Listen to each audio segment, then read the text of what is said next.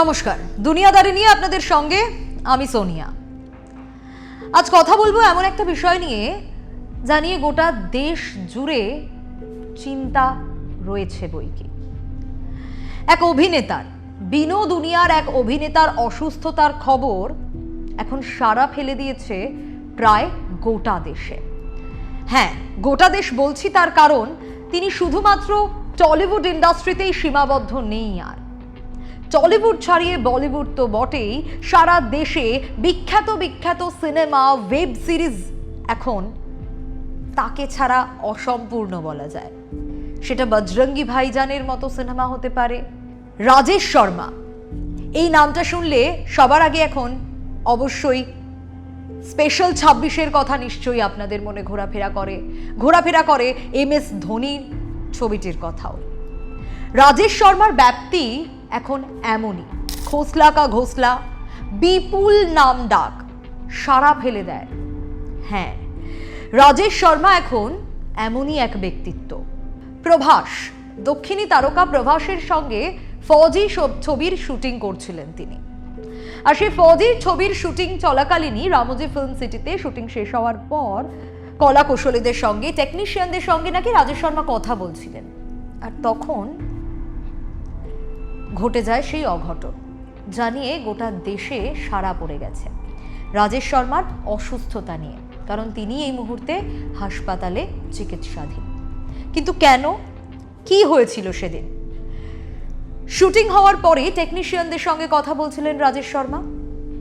তখন নাকি পোকা কামড়ায় তাকে, শোনা যাচ্ছে মাকড়সা কামড়ায়। আর তারপর এই পরিস্থিতি। আজ আমরা সেটা নিয়ে একটু কথা বলবো। বিভিন্ন চিকিৎসকের সঙ্গে আমি কথা বলছিলাম এবং তাদের কাছ থেকে যে ডেটাগুলো আমি পেয়েছি সেগুলো একটু শেয়ার করতে চাই। কারণ আমার মনে হয় এই ঘটনা, এই ধরনের ইনসেক্ট বাইট বা এই ধরনের ক্ষেত্রে পোকা কামড়ালে বা মাকড়সা কামড়ালে আমাদের সজাগ থাকাটা দরকার। হেলাফেলা করাটা একেবারেই ঠিক নয়।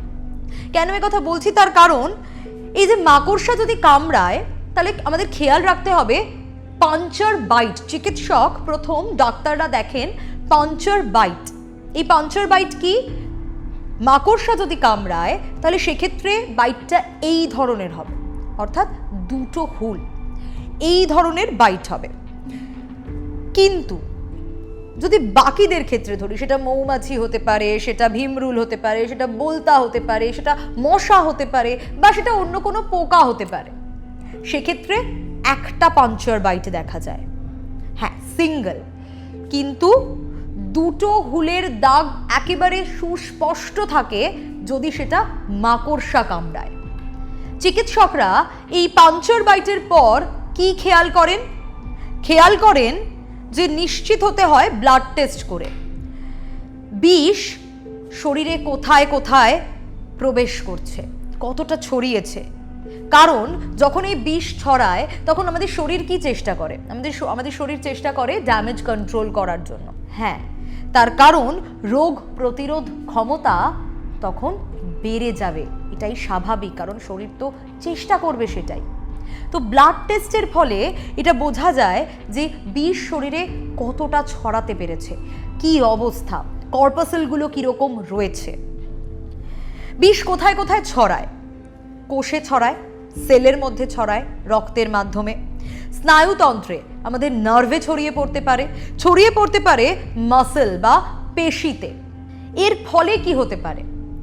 অর্থাৎ এই যে রক্তের মধ্যে, কোষের মাধ্যমে রক্তে ছড়িয়ে গেল, বা নার্ভে ছড়িয়ে গেল, বা পেশিতে ছড়িয়ে গেল, মাসলে ছড়িয়ে গেল, এর ফলে তীব্র চুলকানি হতে পারে, র্যাশ হতে পারে, ফোলা ভাব হতে পারে, গায়ে লাল হয়ে যাওয়া, শ্বাসকষ্ট হতে পারে, শরীর ফুলে যেতে পারে, বিভিন্ন সিমটমস। এর মধ্যে অনেক সিমটমসই কিন্তু এই রাজেশ শর্মার শরীরেও দেখা যায়। এবার যদি আমরা বলি বিষের প্রকারভেদ কি কি, 3 ধরনের বিষ থাকতে পারে। কি কি? হেমোটক্সিক, নিউরোটক্সিক আর সিস্টোটক্সিক। হেমোটক্সিক কি? যা আমাদের ব্লাড সেলগুলোকে নাকি নষ্ট করে দিতে পারে। নিউরোটক্সিক নার্ভ ক্ষতি করতে পারে। আর সিস্টোটক্সিক টিস্যু নষ্ট করে দেয়। এবার অন্যান্য পোকা কামড়ালে এই হেমোটক্সিক সেটা হতে পারে, কিন্তু নিউরোটক্সিক আর সিস্টোটক্সিক এটা মাকড়সা কামড়ালেই থাকে, এবং এই দুটো বিষের প্রকারভেদ রাজেশ শর্মার ক্ষেত্রেও প্রযোজ্য। এবার শরীর যখন সেরে উঠতে চাইছে তখন কি হচ্ছে? শরীর তো রোগ প্রতিরোধ ক্ষমতা বাড়াচ্ছে, শরীর সেরে উঠতে চাইছে, দেখা যায় যে হোয়াইট ব্লাড কর্পাসেল, শ্বেত রক্ত কণিকা আমাদের শরীরে হু হু করে বেড়ে যায়।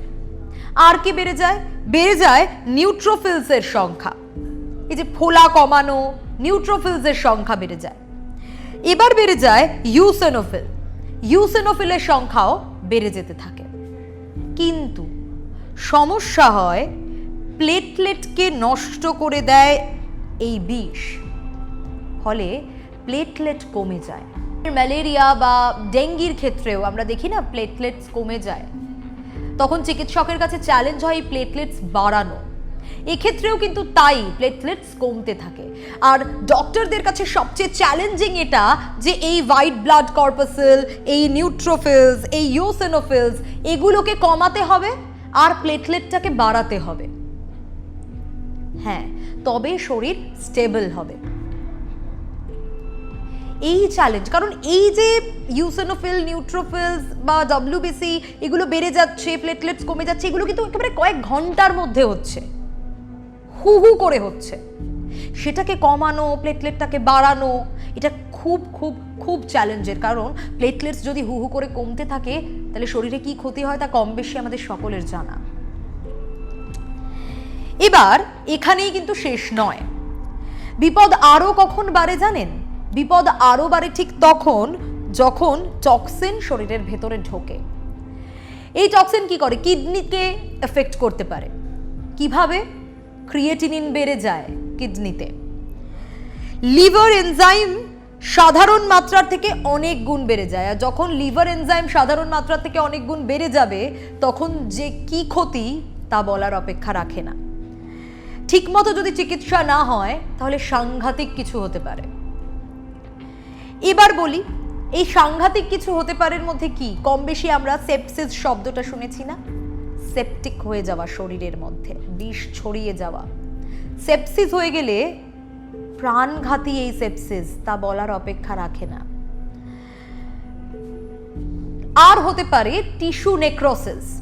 এই টিস্যু নেক্রোসিস কি? ক্ষত তৈরি হয়, ব্লাড ক্লট, ক্ষত তৈরি হয়, হার্ট ফেল পর্যন্ত হতে পারে এই টিস্যু নেক্রোসিস থেকে। শরীরে বড় বড় ক্ষত, লিভার ফেলিওর পর্যন্ত হয়ে যেতে পারে। আপনি ভাবতে পারছেন একটা পোকা কামড়ানো, একটা মাকড়সা কামড়ানো কি সাংঘাতিক বিপদ ডাকতে পারে যদি আমরা সচেতন না হই? আমরা অনেক সময় গা ছাড়া ভাব দেখাই যে না, ঠিক হয়ে যাবে, পোকাই তো কামড়েছে। কিন্তু শরীরের ভিতর কি হচ্ছে সেটা তো মারাত্মক। পোকা কামড়ালে সবথেকে গুরুত্বপূর্ণ যেটা, পোকা কামড়ালে সোয়েলিং পিকস হচ্ছে 30 মিনিটস। আমরা বুঝতে পারি কম বেশি 30 মিনিটের মধ্যে।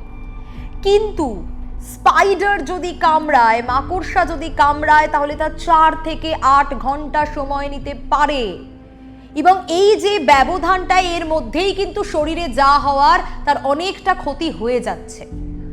তাই যদি মাকড়সা বা কখনো এই ধরনের পোকা কামড়ায়, আমি এই পাঞ্চার বাইট যা যা যা যা বললাম, যেগুলো চিকিৎসকদের কাছ থেকে জানতে পেরেছি, আমাদের খেয়াল তো রাখতেই হবে এবং যত দ্রুত সম্ভব ডক্টরের কাছে আমাদের পৌঁছতে হবে, কনসাল্ট করতে হবে। যদি আমরা বুঝতে পারি যে আমাদের শরীরের মধ্যে কোনো অসুবিধে হচ্ছে বা আমাদের পোকা কামড়েছে, আমরা অবশ্যই আমরা চিকিৎসকের পরামর্শ সবার আগে নেব। আজকের এই ভিডিওটা করার কারণ এটাই, আমি, আপনি, আমরা যাতে একটু সজাগ থাকতে পারি। কারণ এই ঘটনা আমাদের চোখে আঙুল দিয়ে দেখালো যে কি হতে পারে মাকড়সা কামড়ালে। প্রত্যেকে সুস্থ থাকুন, ভালো থাকুন। কখনো আতঙ্কের জন্য নয়, শুধুমাত্র সতর্ক করার জন্য এই ভিডিওটা। এবং রাজেশ শর্মা, তাকে দেখতে আমরা দেখেছি, মন্ত্রী ইন্দ্রনীল খাঁ তিনি গিয়েছেন, অক্ষয় কুমারের মতো অভিনেতা টুইট করেছেন, দ্রুত আরোগ্য কামনা করেছেন। সকলে চাইছেন দ্রুত সেরে উঠুন রাজেশ শর্মা। আমরাও নিউজ 18 বাংলার তরফ থেকে সেই প্রেয়ারই করি। আমরাও চাই যত দ্রুত সম্ভব সেরে উঠুন রাজেশ শর্মা, সুস্থ হয়ে উঠুন। আর আবারও বলছি, আজকের এই ভিডিওটা শুধুমাত্র সতর্ক করার জন্য। প্রত্যেকে সুস্থ থাকুন, ভালো থাকুন, সঙ্গে থাকুন নিউজ 18 বাংলার।